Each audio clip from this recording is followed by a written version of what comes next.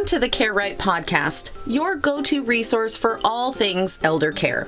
Guiding us through this journey is Annalee Kruger, the founder of Care Right Incorporated, and she has been steadfastly supporting families across the United States.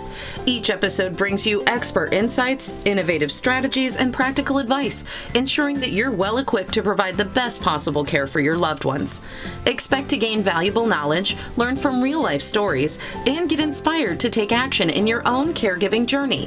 So buckle up as we dive into an in-depth discussion of elder care planning and together embrace the journey of caring for aging loved ones on the Care Right podcast. Welcome to MoneySense. I'm Julie Ellenbecker, president of the Ellenbecker Investment Group. Ellenbecker Investment Group is located in Pewaukee, just east of Highway 164 and Capitol Drive. We are in the Town Bank building, and we also have a second location in the village of Whitefish Bay, which is an Equitable Bank building right across the street from Winkies. If you're from the area, you know where Winkies is, and we are just right kitty corner from there. If you'd like to stop in to either of our locations, please feel free to do so. If you would like to see what the locations look like or put a voice with a face, you can check out our webpage at www.ellenbecker.com. You can also find on our webpage some of our newsletters that we keep several back stock of our newsletters, and you'll be able to really look at some of the information that not only we're going to talk about today, but many, many, many other topics that we use on our radio show and that we really try to focus on from an education standpoint. So my guest today is Annalee Kruger, and she is the president of Care Right here in Milwaukee, and she has been on our radio show recently. She has been in our newsletter, and we recently also just provided an educational seminar for our clients and the public on senior living and what to know. And there's so much to talk about, and I know in past radio shows we haven't had enough time to get everything out there. So today we're really going to focus on what to think about with the holidays coming up, what to look for, how to really prepare yourself and prepare your families for changes that are coming without it necessarily being in a time of crisis. So with that, we'll take a real quick break, and when I come back, I will introduce you to Annalee. Welcome back to MoneySense. I'm Julie Ellenbecker, president of the Ellenbecker Investment Group. And my guest today is Annalee Kruger. She is wonderful. I've enjoyed having her put information into our newsletter as well as share some client experiences, and was recently just on the radio with Karen, interviewed her. So today, though, we really wanted to narrow down some of the scope of what we've been talking about with the holidays coming up and with everybody really wanting to spend time with their families. There's a lot of dynamics that jump into place. So we're going to spend quite a bit of time talking about that and many other things. So Annalee, welcome. Thank you. Thank you, Julie. It's nice to be back. Well, I'm glad to have you. And maybe you could share with our listeners a little bit about what Care Right does and what intrigued you or motivated you to get interested in this topic. Sure. Well, I used to be a social worker and administrator in long-term care for 25 years. And every single day I had families in my office because there was a medical crisis. Like mom fell, she broke her hip, and the hospital says, here's a list of nursing homes. Go find one by noon tomorrow. And that's how that happens every single time. And that puts families and their aging loved ones in a total emotional tailspin, meaning they don't know what to look for. They don't know what to ask about. Many families have never even had these kind of conversations. And when the daughters or sons would come to do the tours of the facilities, they didn't know what to look for, what to ask about. And most of them weren't able to answer kind of some basic questions like, what's the family plan if mom can go back home?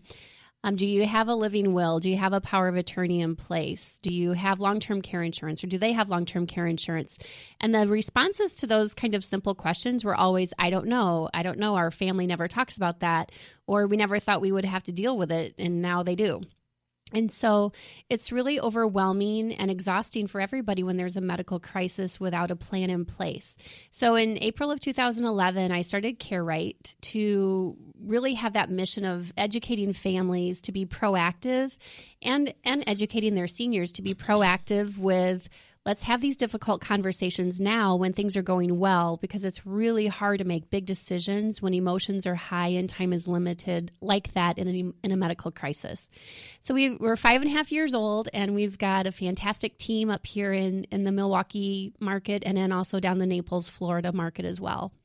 Good. It is so interesting, and every single day I come up with a situation where thinking about these things ahead of time would have really alleviated some of the pressure on the back end, and I think that is important, but it's not easy. And every family is so different. The dynamics are different. I have 4 brothers, and I'm the only girl, so in some ways that's excellent because I get to be the bossy one, and I get to organize, which of course is my forte. I like that, and it's real easy. My mom too, she's real comfortable talking about things like this, and wants to sit down and make sure that she's planned for it, and wants to make sure that her kids understand what her goals are, and come up with a plan prior to any moment of crisis. So in our situation, in some cases, it's been a little bit easier because she's open to talking about it. I'm open to talking about it. It's what we do, and it really has been helpful.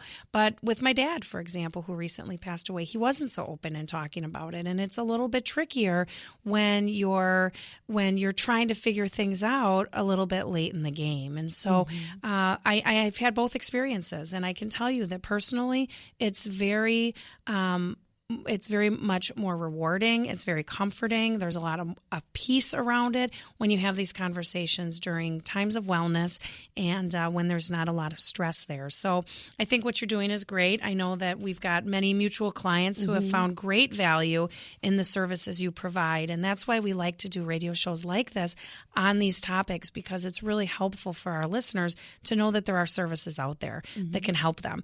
And so now I can't believe it's already October, and we know that the holidays are coming, November, December, and all the hustle and bustle gets started here right away. And I guess one of the things that comes up often is I either hear my friends or my coworkers or even many times clients tell me after the holidays that they're really worried about their parents.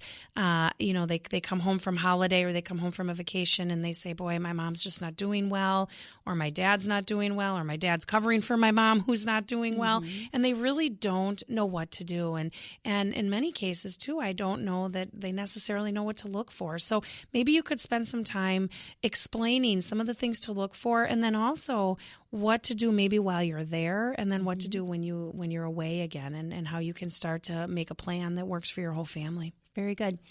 So some of the things to look for when you're home for the holidays, or if you are a local family member and you're checking in on your parents on a regular basis, or an aging loved one on a regular basis, these are some things to take a look at when you're visiting, no matter what the situation is, whether it's holidays or just any time in general. But look at things like weight loss. Has your loved one lost weight? Do their clothes still fit the same? Are their pants hanging down on their waist? Because that alone can be like a fall risk right there if they're tripping over their pants.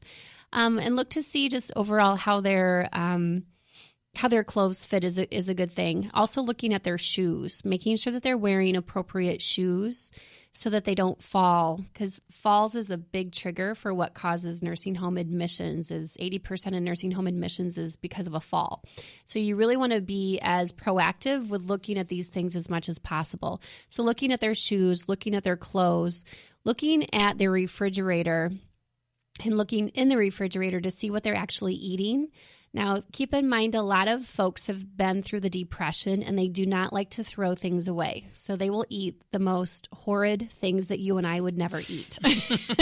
And anyone who's listening to this who has an aging parent who doesn't want to throw away food because it's still good yet is probably like, yep, I get what she's saying. So really taking a look at their refrigerator contents to see what they're eating, and look in the pantry too. One of the things that we do when we're in their house and doing the assessment is just taking a peek in the refrigerator, taking a peek in the pantry. You'd be surprised how many people are eating applesauce or drinking milk that's expired, yogurt, all those things do have an expiration date. So you'd be surprised what people are actually eating, which then can lead to other health issues. Stomach issues, being sick all the time because sometimes they're just eating expired food. Another thing to look at is just when we come in, we do a total house tour. So looking in all the rooms, looking to see do the kitchen appliances work? So for example, a few weeks ago, we met with a new family. They come to see their loved one a lot, like every week, but they always stay in like that front parlor room. Well, when they had us come in to do the assessment, we go through the whole house, and the whole kitchen was full of fruit flies because she had bananas out on the counter and her garbage disposal wasn't working. So it was like the sink was full of water and food and all this kind of stuff, and there were flies and bugs everywhere. And so we also looked in the bathroom, and it was pretty clear that there were some toileting issues that she needed assistance with. So really taking a look at that whole house, looking at what systems you can put into place that will make their life easier. So, for example, what is their medication administration system? Sometimes, when we're coming in to do the assessment, we'll ask, what's your system you have in place for medication? And they'll literally come out with this shoebox full of medication with like 70,000 different pill bottles, right? Well, you and I wouldn't even be able to keep that straight. So having someone who's in their 70s, 80s, or 90s trying to keep track of their medications can be really tricky. So we really want to find out what systems do they have in place. It may be a point of where someone needs to come in and set up their medications in those little medication weekly dispensers. So it's not so confusing for them, because if they don't take their medications properly, if they overtake their medication, that can cause problems. But if they don't take the medication that they're supposed to take when they're supposed to take it, that causes problems too. And so there's, looking to see what kind of systems they have in place. Also, some things that people don't think about are like, are they falling and how are they falling? When we come in, we do a fall assessment, and when we find out, okay, what happened before the fall? Were you walking? Did you trip over something? So really making sure that their pathways around their house are clear from obstacles and boxes and stacks of papers and those kind of things. Checking to make sure that they're wearing their appropriate shoe wear. And also, if they're supposed to be using a walker, making sure like the tennis balls are still good on the walker and those kind of things. But also the bedroom is a good place to look too, because sometimes people slide right off their bed and they fall because their Afghans or their sheets are too slippery. So really looking to make sure that the furniture height is the right height for them. You don't want it too high and you don't want it too low. But also making sure that the material of the sheets, the material of the bedding isn't slippery, that they just slide right out. Looking at the bathroom to see if there's any kind of obvious issues that way. Looking to see if they've lost the weight, looking to see what they eat, making sure that the appliances in the house are working, like the garbage disposal, like the dishwasher, making sure the freezer is actually freezing the food like it should, and also checking to make sure the washer and dryer are working, and also cleaning out the dryer vent. 75% of fires occur because the dryer vent hasn't been cleaned out. So all those kind of things can be very good proactive things to look for. Also, making sure that the fire alarm and smoke alarm batteries are changed out. So all those things that we can do as family members to really help our aging loved ones be safe at home for as long as possible. Other things to look at is in the bathroom, if they still have the tubs in the bathroom and their goal is to age in place at home and stay at home, it's worthwhile having that conversation of, a walk-in shower would make your life a lot easier. And one thing that I always tell families and our clients is that if they have a tub, those old ceramic tubs and skulls never mix. The tub will always win, and you'd be surprised how much damage someone can have when they either slip off the toilet or fall into the shower and they have a tub. So we always look at what other kind of renovations possibly can be done to the house if their goal is to age in place at home. So those are like physical things to look at. Looking at emotional things, like does mom seem like she's happy? Does she cry? Does she talk about how lonely she is? Does she seem lonely? Does she seem depressed? Holiday times can be really joyful, but they can also be very, very difficult for people who have lost loved ones, especially around that time of year. So looking at them from an emotional perspective too, how would they describe their quality of life? How would you describe their quality of life? And then looking at things from a cognitive memory impairment perspective too. Do they seem like they're remembering their appointments? Do they remember their doctor's appointments? Are they remembering to take their medications? So looking to see if there's any kind of memory issues that are a concern. Do they get more confused, agitated, restless, anxious in the afternoon? If so, they could be what's called sundowning, which is very common with people with memory impairment. So just having a good sense of how well are they doing at home. And then from an exterior house perspective, always looking around like the foundation of the house to make sure that there's no cracks and mice coming in and those kind of things. Looking to make sure their windows are in good repair. You know, a lot of people don't want to fix things because it costs money, right? But not fixing things also costs more money in the long run. So looking to make sure that the general condition of the house is good. And then there's the other thing, the driving issue. Yeah, everybody looks at me like that too. They're like, oh dear, the whole driving issue. So if they are still driving, take a walk around that car to see if there's scratches, dings, dents. All of those kind of things can be very telling as far as if they should still be driving. One of the questions that I have for our families is, okay, daughter Sally, how comfortable do you think you would be if you had to ride with your mom? And if there's any kind of reluctance at all, then it's worth having that conversation about what are we going to do with mom's driving. So that's a whole nother radio show. But but looking at the car to see, you know, is the oil changed? Do the tires, especially heading into winter, are the tires in good repair if they are still going to be driving? And make sure that the heater works, and also in the house checking to make sure that heater works too. So those are just a few things to think about: weight, medication, safety at home, checking around the outside of the house, checking the appliances, checking for any kind of memory impairment, and also keeping an eye on their mood. Wow. That was a very good list right that's off the top of your head, too. I know. I can tell that you do this every day. And I've had coffee. And you've had coffee. And I was thinking of all of those things and how, you know, it is so important with aging parents and grandparents. I already have my, you know, mental notes in my mind what I need to be looking at over the holidays. The one thing, too, that I encourage my clients to look for when they go to their parents' house is their financial situation, and try and understand, how are they handling their mail? Is there this, you know, overabundance of mail building up in the office or in the kitchen? Are they opening their bills? Are they paying their bills? Because oftentimes I will hear an adult child saying, you know, their parent's phone got cut off, or the heat didn't get paid, or something like that. And it really doesn't come down to them not wanting to do it or them being able to afford to do it. It comes down to the organization and from a cognitive standpoint, being able to stay on top of their bills. So a great idea is when you go home this holiday, you know, see if you can get access to some of the passwords and some of the things that will allow you to help with some of the banking stuff if it becomes an issue.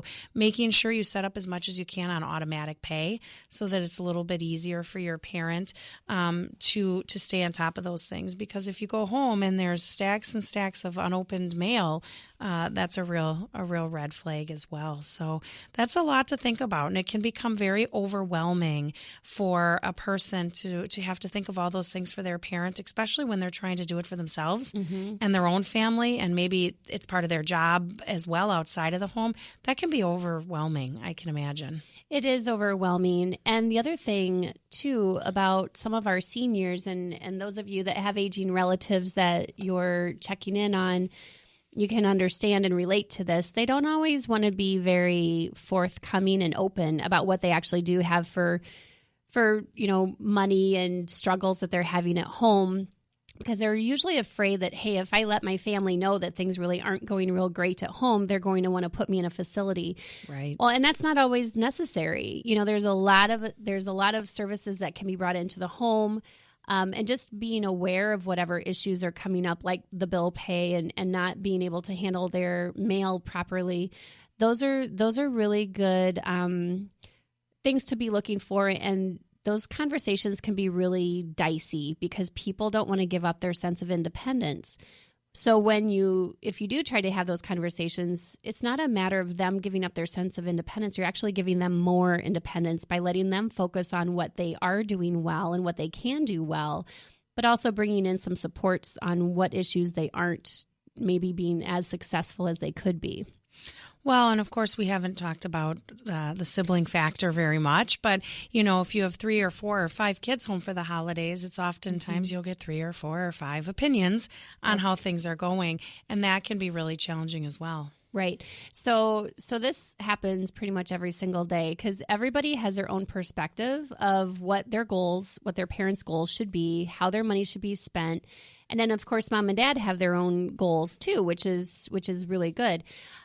So it really helps to have that family meeting. And when I say that, I'm talking about like the family meeting. So, where are things at financially? What do you have in place? Do you have your living will? Do you have long-term care insurance? Who's your financial advisor? Who's your CPA? Who's your attorney?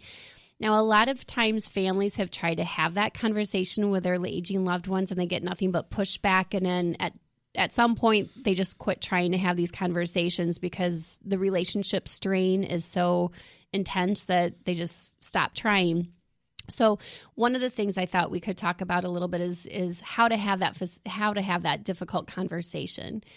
And I always say use leverage because leverage is what you use in every situation in life anyway. So when families say, well, that's great, and I see the value in knowing what the situation is, the financial picture and the health picture, but how are we supposed to get mom and dad on board? And that is the $1 million question. So one of the things that I talk with families about is, use leverage. Did your mom just have a doctor's appointment and the medication needed to be changed or weight loss needed to be changed? Weight loss happened, whatever doctor's appointment they just had, that's something that you can use as leverage. Mom, you've lost some weight. Let's have some conversation about, our short-term goals and these long-term goals too, and use that doctor's appointment as leverage. Another thing to do is if you just came out of a medical crisis, like mom just came out of the hospital or she just graduated from the rehab center. Wow, mom, that's great that things are going okay now, but boy, that really taught us that we are really unprepared for these next few years. And using that experience as leverage to have these kind of conversations too. And also speaking from the heart, saying, Mom, we're in uncharted territory here. We don't know what to do to help you have the best aging process that you can. And so we need to have someone come in and help facilitate these conversations.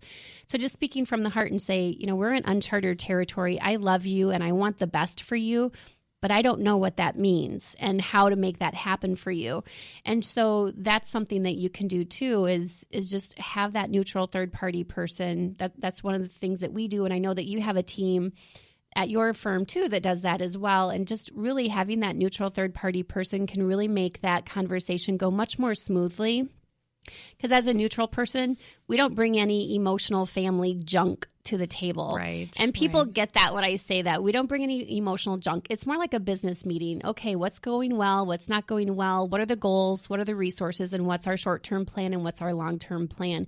It really is, when you break it down simply like that, it doesn't feel as overwhelming. And when you have someone that comes in and does that, it's not as overwhelming as if you're trying to have those conversations yourself. Right. Annalee, let's take a break. And then when we come back, I really do want to spend time on what that family meeting looks like and what the process is. And is it, it's sometimes hard to bring up too. I know this person or I know this firm that offers this. And maybe you can give some really good tools and tips for our listeners on what that looks like. So we figured out right now during this segment how to recognize the need. When we come back, I'd like to talk a little bit more and dig in a little bit deeper about what your firm provides, as well as how the first few steps that people can take on their own. So with that, we'll take a quick break and we'll be right back. Welcome back to MoneySense. I'm Julie Ellenbecker, president of the Ellenbecker Investment Group. And today my guest is Annalee Kruger, and she is the president of CareRight. And we just spent a great amount of time talking about things to look for when you're visiting your aging parent. And I sort of wrote down all these notes, and I've got a million action items for myself, and I thought there's got to be a solution, because I know, Annalee, you wouldn't tell us everything to look for without giving us a solution on what to do when we do find things that are a little bit alarming. I think as an adult child, it's scary to see your parents age. On one hand, I also feel very fortunate to have aging parents because that means I still have them. And so there's a lot of positives and negatives to going through this process. And I know everything that you pointed out made perfect sense. All the things to look for make perfect sense. But when we go to the house and we recognize that maybe the refrigerator doesn't have food in it, or the house is dirtier than it was the last time, or maybe your parent has lost a little weight, what do we do then? How do we handle it? You started to talk about, having that family meeting, and I think that the family meeting is very, very important, but it's not always easy to coordinate. We have kids from out of town, maybe siblings who don't feel the same way about mom's or dad's situation. And so how do we figure that out? How do we navigate through that? And then also, what does your firm do to assist us through that process? Yeah, and that's the diciest part of the whole process, really, is the starting point.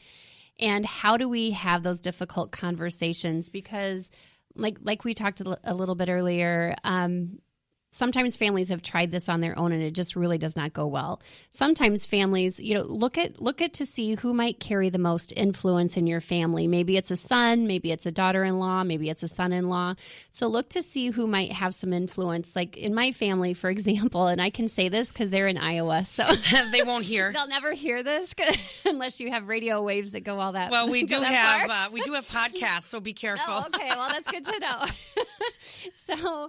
So it depends on what the situation is. Like I have clout with my parents, but my brother has more clout in different areas than I do. So like my parents will listen to me when I say, stay off the ladder, don't drive when it's crappy out, those kind of things. Right. My brother has the clout when it comes to the money part. Like, okay, let's make sure that you have this in place and that in place. And they're like, oh, it costs too much money, because that's typical of older people. They don't want to spend their money. And that's why they have money, is because they never spent it. Right. And so when we talk about like the money piece, like I was just telling you before the radio show started, Julie, that I was talking to a family that, the 80-some-year-old or 90-some-year-old person didn't want to spend money on like our Care Right services and having the conversation and getting plans in place. Well, the reason she has money is because she doesn't spend it, right? But the family actually heard me on the radio this weekend from when I was on 2 weeks ago with your mom. And so he's like, oh my goodness, there's so much value in having that neutral third party person come in, because sometimes, it depends just on what the family dynamics are. Some families really don't have the internal tools to be able to have these conversations. Like what you said, you and your mom have had these conversations because that's just normal kind of family stuff that you do. Same thing with my family, but a lot of families don't have that kind of dynamic or that kind of comfort level just talking about real life stuff. And that's why it's important to have resources on, that you can draw on, whether it's, like your business or Care Right businesses, where we start those conversations. And we really do a lot of education of what the reality is if you don't have a plan in place.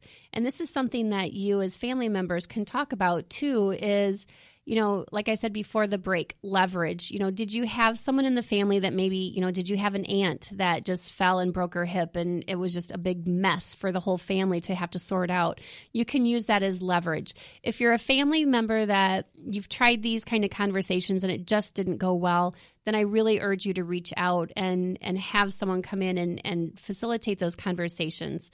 Those family meetings are for everyone's best interest, to really make sure that your mom or your dad or your aunt or uncle, whoever it is that you're overseeing, that they have a voice in what their goals are and what their concerns are, what's working well, what's not working well, and educating them. So many people make bad decisions because they're not working off of correct information. So, for example, like I said earlier, people don't want to tell that they're not having a lot of success at home because they think that they'll have to go to a facility. And that's not necessarily the case. There's home care companies. There's all sorts of different options to help them stay at home. It's smart to look at facilities ahead of time because a lot of them have a waiting list, and you want to be on the waiting list of 2 or 3 different places, because the reality is when there's that medical crisis, they will end up in whatever facility has an open bed, and that may or may not be the right fit. But you want to be as proactive as you can in even that respect, even if it's a year down the line or 5 years down the line, or you never need it. But at least you're prepared, and at least you have that peace of mind knowing that your goals have been heard and that there's a plan in place to preserve your goals as much as possible. So those family meetings are important. If you know that your family's not one that be able to really have those be successful, really look at having an outside person come in. By the time families call CareRight for services, I mean, things are just a mess. They never call to say, hey, how are you doing? It's always like, I'm overwhelmed. I'm confused. I don't know what our options are. There's relationship strain all across the board. Relationship strain with that family caregiver, relationship strain with her parents because she just wants to be the adult daughter, and now she's having to step in and make these decisions. And there's relationship strain among the siblings. And that's why we talk about, who in the family might have the best clout. And if there isn't anyone, then it's really wise to have a neutral person come in. Otherwise, these conversations aren't going to get done. Yeah, I know that it is. And like you said with you and your brother, you each have different strengths. Right. And your parents respect you each for different things. Mm-hmm. And so that's really important. One of the things that we do at Ellenbecker Investment Group, and I know you do it also at CareRight, is, and I refer to it kind of as that grab and go binder. We look at financial planning as a really comprehensive overview of everything that affects their finances. That's why we've built a relationship with you and shared clients with you, because part of somebody's financial picture has to do with their care and how they're going to take care of themselves financially and what's important to them from a legacy perspective. And so that's really how we work so well together. But when we work with a client through this comprehensive financial planning phase, the deliverable or the end result is a binder with every single piece of important documentation that relates to their financial plan. So it's all the contact information of all their partners, including you at CareRight. Mm-hmm. It's part of all of copies of the estate plan and the tax documents and the retirement accounts and, the life insurance and the property and casualty insurance and the funeral plan, and all of that is in one place so that if something happens to a spouse, the other spouse knows exactly where to find it, or the adult children know where to find it. And that's what I really coach my clients on. I say, here is your final, packet of information with every single thing that is important to your financial plan. Make sure your kids know where that is so that if something happens, all they have to do is grab that book and it's got everything that they need. And I know you do something like that as well. We do. We actually call it the grab and go binder too. And before I came here for the radio show, I just did a video for my CareRight for my CareRight Facebook page about a lot of the same stuff actually, and why it's important to have that grab and go binder with all of that stuff in it that you just talked about, but also the healthcare information, like who are the doctors, who are the providers, what's their phone number, what's the address.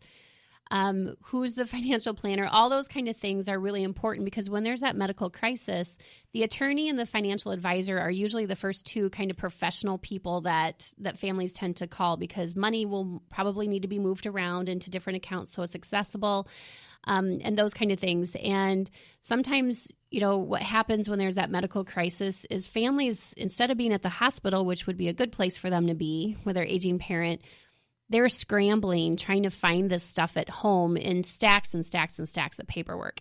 And so it's really important to have these conversations ahead of time so that you know where those documents are. And that's why we develop those grab and go binders.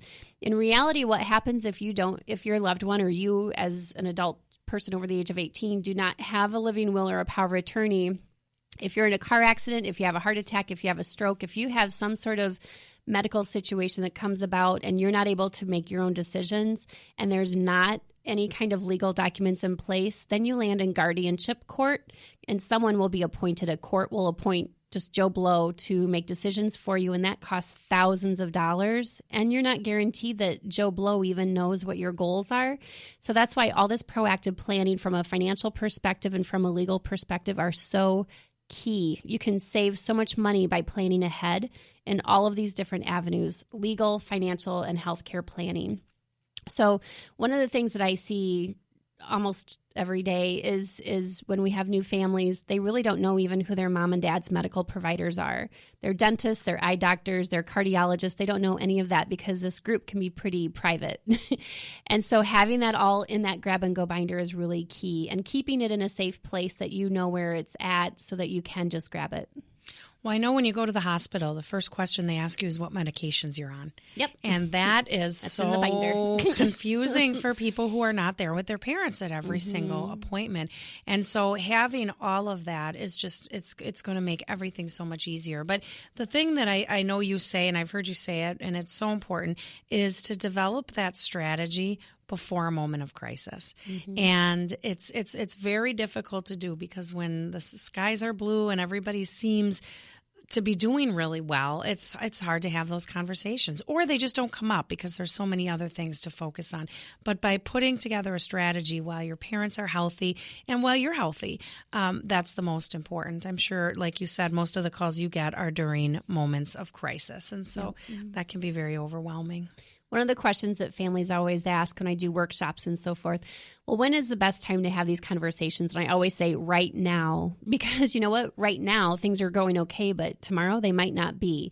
And when you work with elderly clients, their conditions change very quickly. You know, a urinary tract infection can really cause a lot of havoc. And so having these conversations right now is the time to do it and put these plans in place, because it can take some time to, you know, really convince and educate your aging loved ones about a power of attorney isn't taking your power away. It's giving you power so that when you can't make those decisions, you've appointed someone that you trust to make those decisions. So it's all about empowering them rather than trying to take any kind of control away. It's about empowering them. And that's a good way to approach these conversations is I want to make sure that your goals are followed through, but I don't know what your goals are. So what are your goals? Do you want to age in place at home?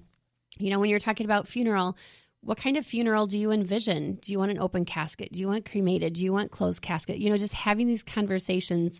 And it's not easy. And a lot of people think that once you start talking about this stuff, then, oh, that means I'm going to die now. Right, you know, it just kind of makes that leap. And I was like, no, it's for when that time comes. You want to be, as family, you want to be spending the time at the hospital. You know, if your loved one starts to transition into that dying process, you want to be spending your time at the hospital and spending your time with your loved one instead of trying to gather all this paperwork that's already in the grab and go binder that you and I both put together for their families. So if there's one takeaway, it's the grab and go binder.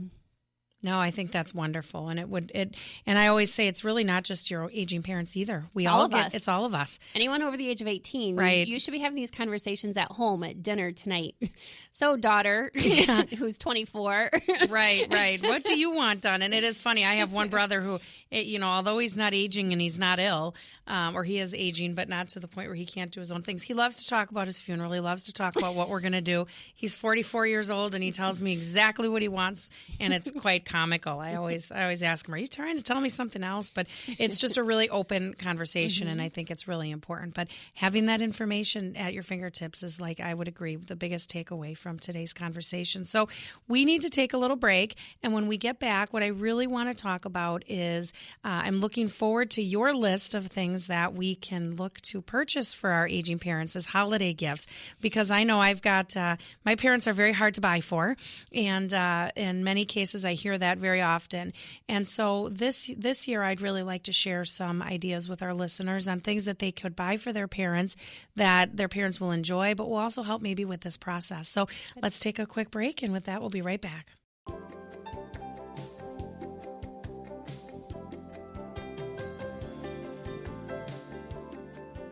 Welcome back to MoneySense. I'm Julie Ellenbecker, president of the Ellenbecker Investment Group. And my guest today is Annalee Kruger. And we are talking all about aging parents, aging loved ones, and all the things that really are important to watch for as you're spending more time with them. With the holidays coming, you know, it's very typical that we spend more time together. And there are a lot of things to look for. Annalee did a great job breaking those down for us, and then also gave us hope on how to handle some of the things, because it was a long, daunting list. But now it's the fun part, you know, with the holidays coming and with wanting to buy gifts for our loved ones. I know that there's a lot of things that we can do that at the same time they'll enjoy, but will also maybe either help their current situation or will help us as their adult children to stay in touch with them. So if you have a few gift ideas for the holidays, that would be great. Share with us. I do, as a matter of fact. Good. So one of because of this time of year, that really is a very frequently asked question is what are we supposed to get mom and dad? Okay. And especially what are we supposed to get them if they reside in a care center or community? So we're going to talk about both. So different gift ideas would be know your parents well. So would maybe a beautician certificate be a good gift for your mom if she likes to go to get her hair done every Friday? Finding out who she goes to for her beautician and getting a gift certificate for that. If they still live at home, helping to pay for things at home would be helpful because, like I said, this generation of folks don't always want to spend money. And again, that's why they have it. But looking at snow removal, seeing if you can get some snow removal in place. We've got so many clients that are out there trying to move snow and stuff because they don't want to give up that level of independence. But really having that conversation about, it's time to maybe outsource the snow removal, having someone come out and mow for them. Those are some good ideas. Having their gutters cleaned is another good idea. Having the furnace repair person come out just to make sure that furnace is going to be holding up okay for the winter. That's a great gift idea. And then also keep in mind that elderly people, they tend to get dehydrated very quickly. So making sure that they have, and they don't always want to eat very well in the winter time too. They'll eat a lot of soups, and soup, if it's store-bought, tends to have a lot of sodium, and that's not always the best thing for our aging loved ones because then they swell up. And so having even, and I have people in my network that do home-cooked meals for our clients as well that are nutritious. They're not the canned food. They're actually like homemade food. So that's always a good gift is making sure that they have healthy meals to eat. Something that you could do if you like to cook is a lot of crock pot cooking is a good idea, and those can make nice gifts too. As we get older, our skin gets more frail and thin, and so making sure that they have enough lotion. And be careful about scented lotion because as we get older, your skin gets more sensitive. And so making sure that they have appropriate lotion for what their health conditions might be. And also, making sure that their clothes fit. So clothes can also be a good solution for gifts as well. If they're in a facility, all of those kind of things, the clothes, the lotion, but also the beauty shop is a good gift card to get. And then if they have certain things that they like to do, that maybe is that if they're in a retirement community, things that they like to do that cost money there. So for example, in the activity department, they'll have buses and they'll go out to eat and those kind of things, making sure that they have the money in their account there at the community so that they can go out and not feel so isolated. So those are some good tips. And sweaters are always a good thing too. And slippers and shoes. Safe, and scarves. Yeah, safe slippers and shoes. Yes. I'm always amazed as I see what people are wearing, especially in the retirement community. And so I know slippers with soles are important. Yep. And I really do think that it's wonderful to encourage, because not only do loved ones not want to go on some of those day trips and those events, not only is it always cost, but I've got a couple clients who say they pay for it for their parents because their parents don't really want to go, but they would never waste the money. So they go, and it's forcing them to get out of their community. So that's really nice. And then, of course, I go back to my childhood and I say coupon books, time together. That is always really wonderful. And encouraging your children, maybe their grandchildren, to just spend time, because I think that is one of the things that generation did a lot more of. They were better at it than we are. And so when we can spend time with them and just go visiting and take our children, their grandchildren, and participate in some of those events with them, that's really important as well. The gift of time is the best gift. I mean, when we because we see clients obviously every day, and a lot of them just talk about how they miss just having that relationship with their adult child or their adult daughter or adult son, because they realize that daughter is coming over to help with laundry and doing all these tasks. And both the daughter and their mom miss just having that kind of time together, the bonding time that's not task-oriented, looking at pictures and doing those things, reminiscing. Those are really, really good gifts that don't cost you any money. It just costs you time. I would agree. So with that, unfortunately, we need to wrap up. I know we could have spoken much longer on all of this wonderful information that fortunately we're all being faced with at some point. And there's the good side of it and the challenging side. So thank you for sharing all this information. Thank you for tuning in to the Care Right podcast. We hope today's discussion has provided you with valuable insights. If so, don't forget to like, subscribe, and share our podcast with others who might find it helpful. Remember, Care Right is more than just a podcast. It's a community dedicated to supporting family caregivers with comprehensive care planning, crisis management, and resources for every stage of aging. Stay connected with us for future episodes as we continue to explore essential topics in aging planning, elder care, and financial planning. Until next time, take care, plan wisely, and remember, you're not alone in your caregiving journey.